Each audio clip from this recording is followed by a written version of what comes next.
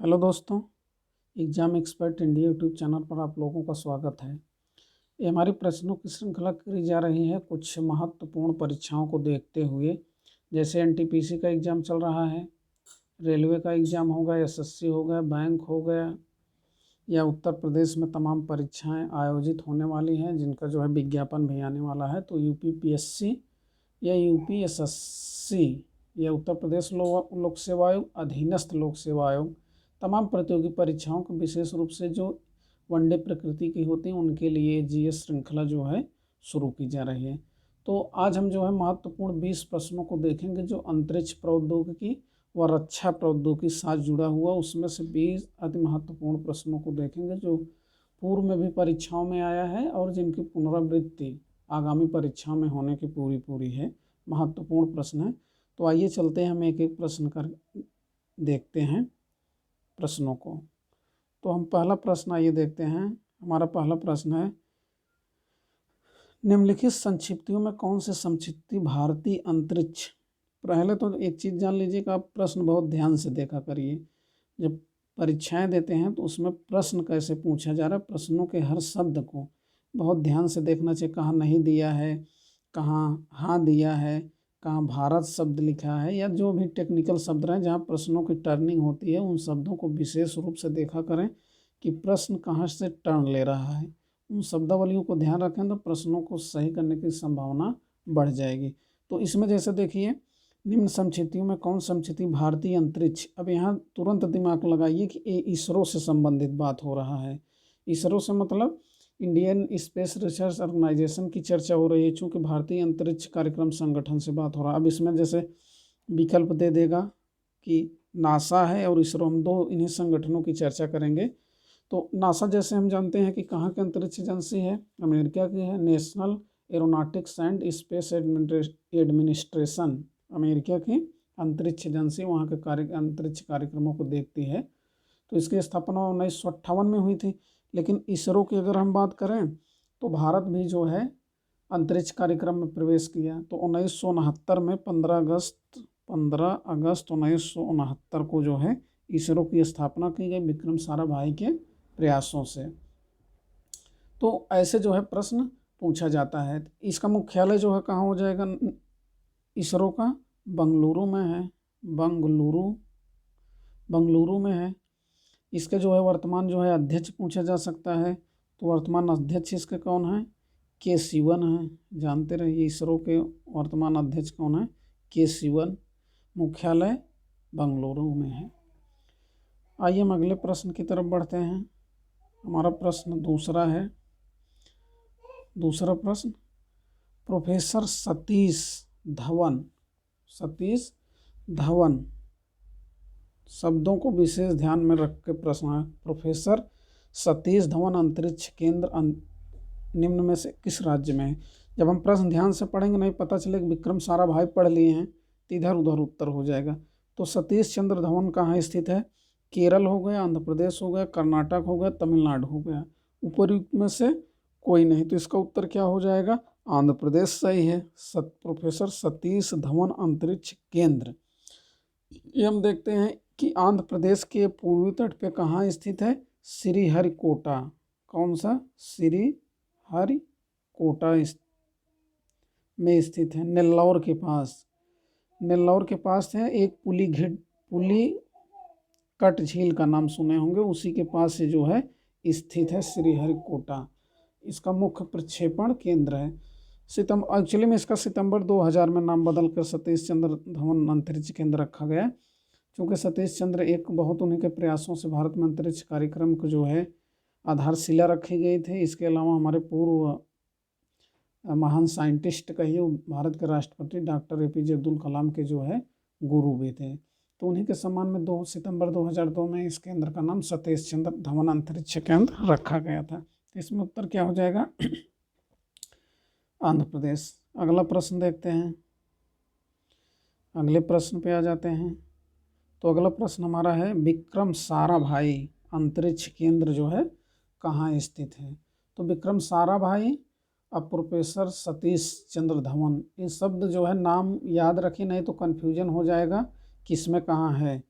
तो इसमें मुंबई विकल्प दिया है, श्रीहरिकोटा दे देखिए विकल्प श्रीहरिकोटा भी दे दिया है, और जो है बंगलोर, त्रिवेंद्रम, सब एक कन्फ्यूजन करने के लिए दिया जाता है। तो कॉन्सेप्ट थोड़ा क्लियर रहेगा तो हम प्रश्नों को आसानी से जो है पकड़ लेंगे। तो इसमें उत्तर क्या हो जाएगा, त्रिवेंद्रम हो जाएगा इसका उत्तर। त्रिवेंद्रम लिखा रहा है या ये जो है तिरुवनंतपुरम लिखा रहा है, तिरुवनंतपुरम, ये क्या है, राजधानी है केरल की। दोनों जो है उत्तर एक ही होगा, तिरुवनंतपुरम या त्रिवेंद्रम, वो बात ही एक ही है, तो वही जो है स्थित होगा। ये प्रक्षेपण यान का मुख्य केंद्र, जैसे कभी कभी परीक्षाओं में पूछ लिया जाता है कि श्रीहरिकोटा किस लिए प्रसिद्ध है, विशेष रूप से स्पेशलाइजेशन कर दिया जाता है। तो ये क्या होगा, प्रक्षेपण यान विकास केंद्र है, प्रक्षेपण यान का विकास केंद्र प्रमुख रूप से है, ये भी जो है याद रखिएगा। आइए हम अगले प्रश्न की तरफ बढ़ते हैं। अगला प्रश्न हमारा क्या है, इसरो की मास्टर कंट्रोल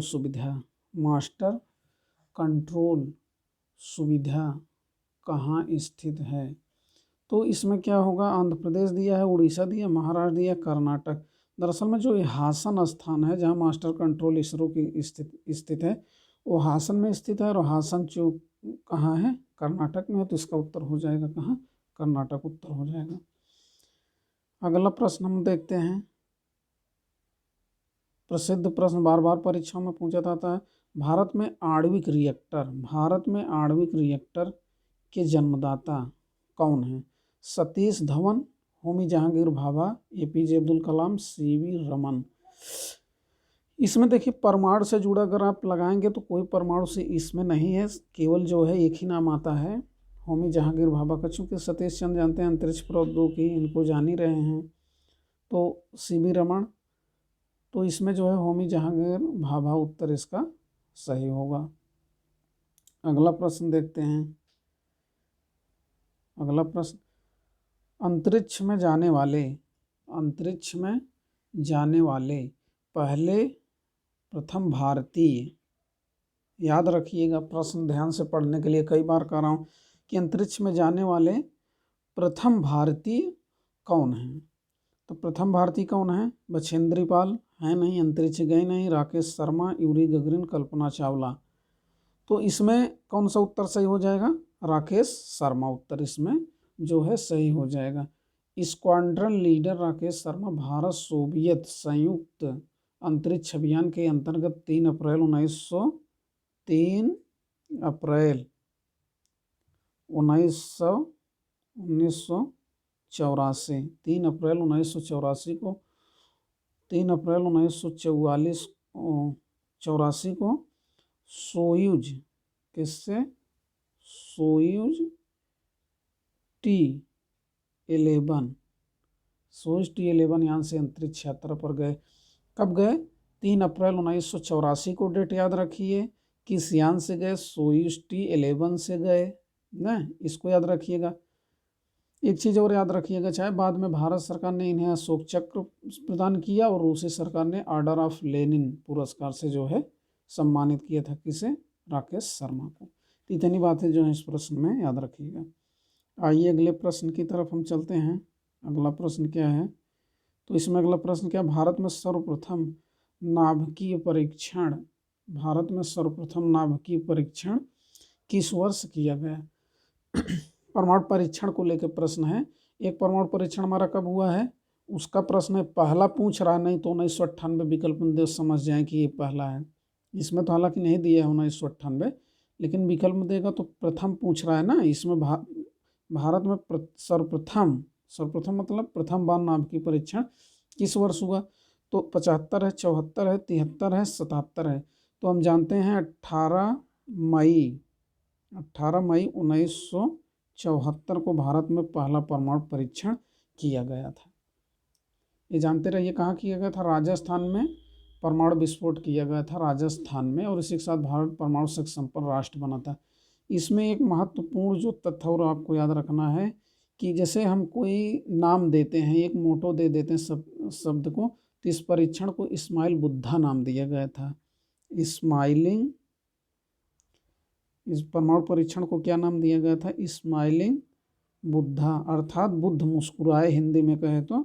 ये परमाणु परीक्षण को जो है भारत में नाम दिए गए प्रथम परमाणु परीक्षण को, जो 18 मई 1974 को राजस्थान के पोखरण में हुआ था। आइए अगले प्रश्न की तरफ चलते हैं।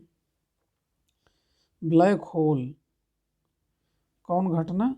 ब्लैक होल घटना जो है, ब्लैक होल सिद्धांत की खोज किसके द्वारा की गई थी? तो ब्लैक होल सिद्धांत की खोज एस चंद्रशेखर, सीवी रमन, हरगोविंद खुराना, एस रामानुज। देखिए कन्फ्यूजन अब किस में हो सकता है, एस चंद्रशेखर और सीवी रमन के बीच में। एक्चुअली में देखिए ये जो सिद्धांत दिया गया था ये तो जो है एस चंद्रशेखर के द्वारा दिया गया था, जो सीवी रमन के जो है भतीजे थे। इस थ्योरी में क्या था ब्लैक होल सिद्धांत में? इस सिद्धांत में ये था कि किसी तारे की या उसके द्रव्यमान पर, उसके मास पर निर्भर करता है। किसी तारे की या किस पर निर्भर करता है? उसके मास या द्रव्यमान पर निर्भर करता है। इसी सिद्धांत की खोज पर जो है 1983 में फिजिक्स में इन्हें जो है नोबेल पुरस्कार भी दिया गया था। किसे? एस चंद्रशेखर को। किस सन में? 1983 में नोबेल पुरस्कार इन्हें दिया गया था भौतिकी का, फिजिक्स का नोबेल 1983 में इन्हें दिया गया था। किस लिए? चूँकि ब्लैक होल सिद्धांत की इन्होंने खोज किया था। इस सिद्धांत में क्या था कि बताए थे किसी तारे की या उसके मास पर निर्भर करता, उसका द्रव्यमान पर निर्भर करता था। एक महत्वपूर्ण खोज थी जिसके लिए इन्हें नोबेल दिया गया था। अगला प्रश्न हम देखते हैं। श्रीहरिकोटा, श्रीहरिकोटा किस चीज़ के लिए जो है प्रसिद्ध है? किसके लिए जो है प्रसिद्ध है? तो इसके बारे में, अंतरिक्ष कार्यक्रम, अंतरिक्ष यान प्रक्षेपण, परमाणु अनुसंधान केंद्र, मिसाइल प्रक्षेपण। तो यहाँ जो है प्रक्षेपण यान का जो है विशेष रूप से परीक्षण किया जाता है, अंतरिक्ष यान प्रक्षेपण का। जैसे अंतरिक्ष यान प्रक्षेपण कैसे है? जैसे ध्रुवी, दो प्रकार के हैं, ध्रुवी प्रक्षेपण यान होगा, ध्रुवी उपग्रह, उपग्रह प्रक्षेपण यान हो गया, प्रक्षेपण ध्रुवी हो गया। एक जो है क्या होता है, भूस्थैतिकी होता है। तो दोनों प्रकार के जो है प्रक्षेपण यान के लिए ये जो है सेंटर प्रसिद्ध है, श्रीहरिकोटा। तो इसमें क्या हो जाएगा, अंतरिक्ष प्रक्षेपण यान के लिए, भूस्थैतिकी और ध्रुवीय उपग्रह प्रक्षेपण यान दोनों के लिए प्रसिद्ध है। आइए अगले प्रश्न की तरफ हम चलते हैं। हमारा अगला प्रश्न क्या है? अंतरिक्ष में भेजा गया, अंतरिक्ष में भेजा गया भारत का पहला उपग्रह, अंतरिक्ष में भेजा गया भारत का पहला उपग्रह भास्कर, रोहिणी, आर्यभट्ट, एप्पल। तो इसमें उत्तर क्या हो जाएगा? आर्यभट्ट सही हो जाएगा कि भारत का जो है आर्यभट्ट। देखिए पहला है, इसमें हम 2-3 तथ्य जो है समझ लेते हैं कि इसका प्रक्षेपण तकनीक, चूँकि हमारे पास तो शुरू में अंतरिक्ष में ऐसी तकनीक थी नहीं, तो हमारी जो निर्भरता थी मुख्य रूप से उस समय सोवियत संघ के प्रति थी। किसके प्रति? यूएसएसआर के प्रति थी हमारी निर्भरता। सोवियत संघ उस समय था, बाद में हालांकि 90 के दशक में विखंडन हो गया, कई देश उसमें बन गए, लेकिन हमारा किस पर निर्भरता थी ज़्यादा? यूएसएसआर के प्रति, सोवियत संघ रूस के प्रति। तो हम जो है उसी के तमाम टेक्नोलॉजी पर जो है निर्भर थे। तो उसमें कुछ तथ्य हम जान लेते हैं कि कापुस-3 यान प्रक्षेपण केंद्र से, कहाँ से? कापुस-3 यान प्रक्षेपण केंद्र था, यान है, प्रक्षेपण सेंटर का नाम है। किसका नाम है? सेंटर का नाम है। कहाँ है ये? रूस में। तो ये एक जब प्रक्षेपण सेंटर है ये, तो किसी प्रक्षेपण यान से हम गए होंगे, तो उस यान का नाम भी देख लेते हैं। उस यान का नाम था कॉस्मॉस 3M। इसके माध्यम से अंतरिक्ष में भेजा गया भारत का पहला उपग्रह, इसी से भेजा गया था आर्यभट्ट। कब भेजा गया था?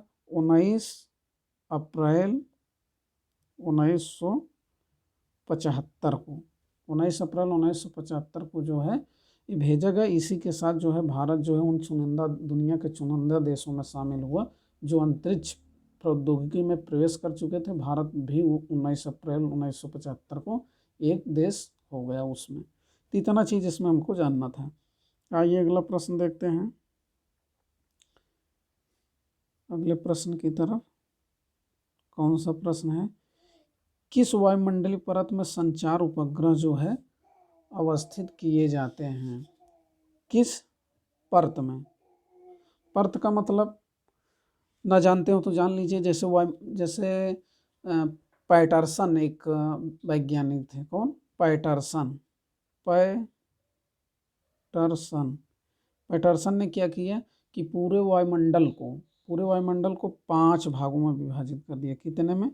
5 भागों में इसने विभाजित कर दिया, जिसमें से जो है हम अगर देखें तो पहला जो है क्षोभ मंडल, मैं शार्ट में लिखूंगा, आप समझ जाइएगा। क्षोभ मंडल है, ये जो है किलोमीटर नहीं बताऊंगा, बस वही बताऊंगा, 0 से 18 किलोमीटर है। फिर समताप मंडल है, ये 18 से 30 किलोमीटर है। फिर तीसरा जो है मध्य मंडल है, 30 से 80 किलोमीटर है। फिर चौथा जो है आयन मंडल है, ये जो है 80 से 400 किलोमीटर है। फिर जो है वायुमंडल है या बहिर्मंडल इसको कहते हैं, ये 400 किलोमीटर के ऊपर है। कितना? 400 किलोमीटर एरिया के जो है ऊपर है। तो इसी में क्या होता है, संचार ग्रह लगाए जाते हैं, संचार उपग्रह जो है स्थापित किए जाते हैं, ऐसा ही शब्द कहें। लेकिन संचार ग्रह स्थापित किए जाते हैं, ये नहीं है कि 300-400 किलोमीटर के ऊपर। इनकी जो है ऊंचाई जो है बहुत ज़्यादा होती है, लगभग 36,000 किलोमीटर के जो है ऊपर, या 35,800 या 35,800 किलोमीटर ऊंचाई पर, या 36,000 राउंड फिगर में कह दिया जाता है।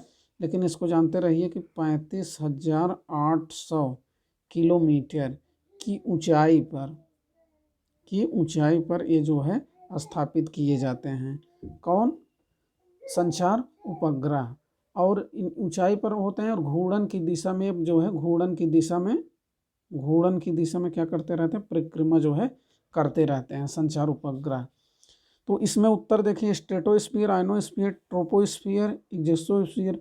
तो उत्तर इसका सही हो जाएगा बहिर्मंडल या एक्सोस्फीयर में स्थापित किए जाते हैं। इतना चीज इसमें जानना था। आइए अगला प्रश्न देखते हैं। एक भूस्थिर उपग्रह का परिभ्रमण और परिक्रमण में थोड़ा सा अंतर जानते रहिएगा कि एक भू उपग्रह में परिभ्रमण काल होता है कितनी देरी का। तो इसमें जो है कितना हो जाएगा? 12 घंटे, 48 घंटे, 6 घंटे। तो परिभ्रमण काल जो है कितने का होता है? 24 घंटे का होता है, जानते रहिएगा। आइए अगले प्रश्न की तरफ बढ़ते हैं। अगला प्रश्न हमारा क्या है? भूस्थिर उपग्रह घूमता है किसी भी ऊंचाई पर, स्थिर ऊंचाई पर, ध्रुव ऊंचाई पर। ऊंचाई उपग्रह के द्रव्यमान पर निर्भर करता है। तो किस पर जाता है? स्थिर ऊंचाई पर जो है ये घूमता है। अगला प्रश्न देखते हैं। अगला प्रश्न क्या है? महत्वपूर्ण प्रश्न है। हवाई जहाज के ब्लैक बॉक्स का रंग होता है। नाम से तो लग रहा है ब्लैक काला रंग होगा, लेकिन ऐसा नहीं है, दूसरे रंग। हवाई जहाज के ब्लैक बॉक्स का क्या रंग होगा? काला है, लाल है, बैंगनी है, नारंगी है। तो इसमें क्या उत्तर हो जाएगा? नारंगी है, भले ब्लैक बॉक्स दिया गया है। तो इसमें नारंगी कलर इसका उत्तर होगा। नारंगी क्यों होता है? क्योंकि देखिए, जब हवाई जहाज चूँकि क्रैश करते हैं तो दुर्घटना के बाद इसे ढूंढना आसान हो, इसीलिए इसका रंग क्या किया जाता है? नारंगी बनाया जाता है, ताकि दिखाए तो ब्लैक चीज़ रहेगी तो नहीं दिखाई देगी। ढूंढने में इसको क्या हो? आसानी हो। जब इसकी जांच हो कि दुर्घटना के कारण क्या है, तो सबसे पहले ढूंढा जाता है इसका ब्लैक बॉक्स ही। तो ब्लैक बॉक्स का रंग अगर काला रहेगा तो हम ढूंढ नहीं पाएंगे, उसको टाइम लगेगा। तो इसका नारंगी रंग रहता है, तो हम उसको क्या करते हैं? ढूंढ लेते हैं। एक्चुअली में यह जो है जो ब्लैक बॉक्स है हवाई जहाज का, जो नारंगी रंग का है, यह एक ऑडियो रिकॉर्डिंग डिवाइस है। क्या है? ऑडियो रिकॉर्डिंग क्या है? डिवाइस होता है। ऑडियो रिकॉर्डिंग जो है डिवाइस है, जो वायुयान के वाकपिट को पायलटों की बातचीत को रिकॉर्ड करता है। तो कोई अगर मान लीजिए समस्या रहेगी तो जरूर उसमें पायलट कुछ न कुछ बताया रहेगा, कुछ न कुछ जानकारी जरूर दिया रहेगा, तो जब हम इस बातचीत को रिकॉर्ड करता रहता है ये ब्लैक बॉक्स, जब बात रिकॉर्ड हो जाती है दुर्घटना की, जब जांच होती है तो उसमें सबसे पहले ढूंढा जाता है, फिर इसके जो ऑडियो टेप होता है, रिकॉर्डिंग डिवाइस होता है, इसके माध्यम से बातों को सुना जाता है। तब जो है किसी जो है खोजकर्ता जो उसकी जांच करता रहेगा वह किसी कंक्लूजन पे पहुंचेगा, तब जान पाएंगे कि दुर्घटना का वाकई कारण क्या था। आइए अगले प्रश्न की तरफ बढ़ते हैं। चंद्रयान 1 कहाँ से प्रक्षेपित किया गया था? उड़ीसा से, कर्नाटक से, तमिलनाडु से, आंध्र प्रदेश से। अब देखिए चंद्रयान 1 का प्रक्षेपण, चूँकि प्रक्षेपण यान की चर्चा हो रही थी, इसके पहले हम चर्चा कर चुके हैं। अब ये कहाँ से जारी होगा? तो जाहिर सी बात है आंध्र प्रदेश श्रीहरिकोटा से ही जारी होगा। तो चंद्रयान का परीक्षण कब किया गया था? 22 अक्टूबर 2008 को जो है इसका जो है प्रक्षेपित किया गया था। आंध्र प्रदेश के हरिकोटा अंतरिक्ष प्रक्षेपण केंद्र से प्रक्षेपित किया गया था, श्रीहरिकोटा से। ये जानते रहिए, महत्वपूर्ण प्रश्न है। सफल यान था तो इसके बारे में प्रश्न पूछा जा सकता है। अगला प्रश्न, निम्नलिखित, ये जानते होंगे प्रश्न, निम्नलिखित ग्रहों में कौन जीवन के अस्तित्व के लिए हो सकता है? तो मंगल, बुध, बृहस्पति, शुक्र, मंगल होगा। इसमें तमाम जो है नासा द्वारा यान भेजा गया, हालांकि जो है अभी तक मानव भेजने में सफल नहीं हुआ है। कारण क्या है ना भेज पाने का कारण? 2045 तक नासा की घोषणा है कि मंगल ग्रह पर मानव भेजा जाएगा। सबसे बड़ी समस्या ईंधन को लेकर, क्योंकि जो रॉकेट या प्रक्षेपण यान जाता है, लगभग रॉकेट में ईंधन को जो है लगभग 90% एरिया उसका ईंधन कवर कर लेता है। तो वहाँ से जो है जाने में समस्या, मेन चीज़ है ईंधन को लेके कि फ्यूल बहुत खर्चा होगा, उसको स्टोरेज कहाँ कैसे करेंगे, तो ये सबसे बड़ी समस्या। लेकिन 2045 तक नासा की घोषणा की जाएंगे। आगे देखिए क्या होता है। तो चलिए हम अपने अगले प्रश्न की तरफ बढ़ते हैं। अगला प्रश्न हमारा क्या है? किस सिद्धांत पर जेट इंजन जो है कार्य करता है? किस सिद्धांत पर जेट इंजन कार्य करता है? तो रेखीय संवेग संरक्षण, कोणीय संवेग संरक्षण, ऊर्जा संरक्षण, द्रव्यमान जो है संरक्षण। तो इसमें उत्तर क्या होगा? रैखिक संवेग संरक्षण इसका जो है उत्तर होगा कि जेट इंजन किस पर कार्य करता है? रैखिक संवेग संरक्षण पर। अगले प्रश्न की तरफ बढ़ते हैं। अब इसमें थोड़ा सा एक चीज़ याद रखिएगा कि किस सिद्धांत पर जेट इंजन कार्य करता है? रैखिक संवेग संरक्षण। अभी जब रॉकेट आएगा तो वो दूसरे सिद्धांत पे काम करेगा, उसको भी जो है ध्यान रखिएगा किस सिद्धांत पे वो काम करता है। थुम्बा रॉकेट छोड़ने का केंद्र अवस्थित है, कहाँ अवस्थित है? थुम्बा, उत्तर प्रदेश, झारखंड, बिहार। हालांकि ये बहुत बकवास का जो है ऑप्शन दिया गया है, लेकिन कॉम्प्लिकेटेड जब ऑप्शन देगा तो आंध्र प्रदेश, तमिलनाडु दे सकता है, तब इसमें कठिन हो जाएगा। इसमें तो ऐसे जान ही जाएंगे कि जो है उत्तर इसका क्या होगा कि केरल होगा। अगले प्रश्न की तरफ हम आगे बढ़ते हैं। निम्नलिखित सिद्धांत पर रॉकेट कार्य करता है? किस सिद्धांत पर जो है रॉकेट कार्य करता है? संवेग संरक्षण पर, अवोगाद्रो अवधारणा पर, ऊर्जा संरक्षण पर, बर्नौली सिद्धांत पर। तो किसका कार्य करता है? संवेग संरक्षण पर जो है रॉकेट काम करता है। रॉकेट देखिए एक्चुअली में होता क्या है कि रॉकेट के ऊपर जाने का सिद्धांत संवेग संरक्षण पर तो आधारित है। कारण क्या है? रॉकेट से गैसें अत्यधिक वेग से पीछे क्यों निकलती हैं, जो रॉकेट को ऊपर उड़ने के लिए क्या करती हैं? आवश्यक संवेग प्रदान करती है। जैसे रॉकेट देखे होंगे तो क्या होता है, ये गैसें जो है पीछे से बहुत ज़्यादा निकलती हैं। गैस बहुत ज़्यादा निकलेगी तो रॉकेट को क्या होगा? आगे की ओर धकेलने का काम करती हैं, अत्यधिक पीछे की ओर तो निकलेगा, जो रॉकेट को ऊपर उड़ने के लिए क्या करता है? मदद करता। कभी देखते हों तो टीवी में देखे हों या न्यूज़ चैनलों पे देखे हों तो तमाम जो है इस तरीके से जब रॉकेट से गैस बहुत ज़्यादा मात्रा में निकलेगी तो उस पर ऊपर जाएगा रॉकेट। इसीलिए तो किस सिद्धांत पे काम करता है? संवेग संरक्षण का। संवेग संरक्षण क्या है कि एक वस्तु जितना संवेग परिवर्तन होता है, एक वस्तु में जितना संवेग परिवर्तन होता है, दूसरी में उसी ही संवेग परिवर्तन विपरीत दिशा में होता है। संवेग संरक्षण का नियम यही है कि एक वस्तु में जितना संवेग परिवर्तन होता है, दूसरी में उतनी ही संवेग परिवर्तन विपरीत दिशा में होता है। तो रॉकेट का नियम यही तो है, ये इधर हो रहा है इधर, तो विपरीत संबंध हो गया। ये संवेग संरक्षण का नियम है। अगला प्रश्न हम देखते हैं। अगले प्रश्न की, क्रायोजेनिक इंजन। क्रायोजेनिक ताप से आशय उस ताप से है जो, दरअसल में ये जो ताप होता है बहुत कम होता है। इसमें जो है प्लस का तो सवाल ही नहीं होता है, प्लस वाला जितना ऑप्शन आएगा वो गलत ही मान के चलिए होगा।